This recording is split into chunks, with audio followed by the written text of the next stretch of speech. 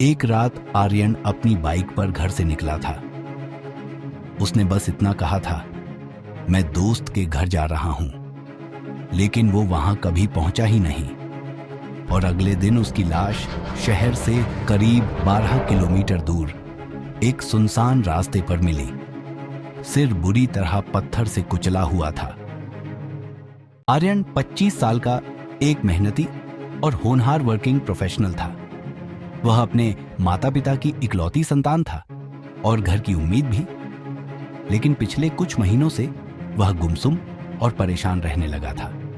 उस रात जब उसने अपने मामा राकेश को आखिरी बार फोन किया तो उसकी आवाज में साफ तनाव महसूस हो रहा था।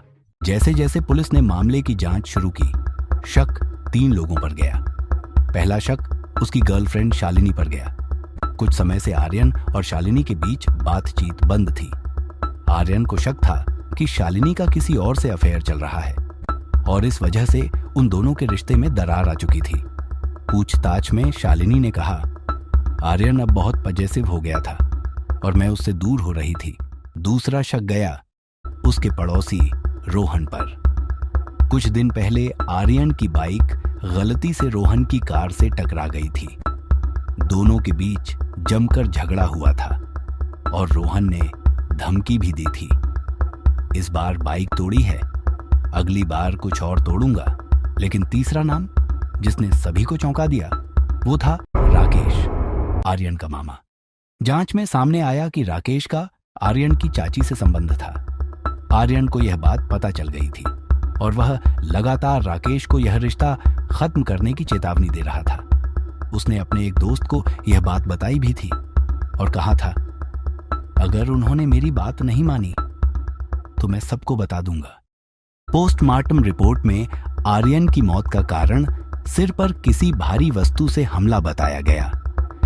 पुलिस को मिले मोबाइल कॉल लॉग और सीसीटीवी फुटेज से साबित हुआ कि जिस समय आर्यन की बाइक उस रास्ते से गुजर रही थी, कुछ ही मिनटों बाद राकेश की गाड़ी भी वहां से गुजरी थी।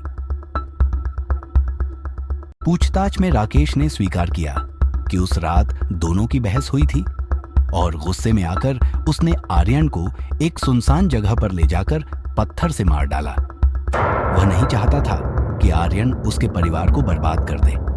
राकेश ने सबूत मिटाने की भी कोशिश की, लेकिन मोबाइल लोकेशन, कॉल रिकॉर्ड और फुटेज ने उसकी साजिश को बेनकाब कर दिया। अंततः राकेश को आईपीसी 302 के तहत गिरफ्तार किया गया और कोर्ट ने उसे उम्र कैद की सजा सुनाई। लेकिन आर्यन के माता पिता के लिए जिंदगी वहीं ठहर गई और एक सवाल हमेशा के लिए रह गया, क्या रिश्तों की इज्जत बचाने के नाम पर किसी की जान लेना कभी जायज हो सकता है?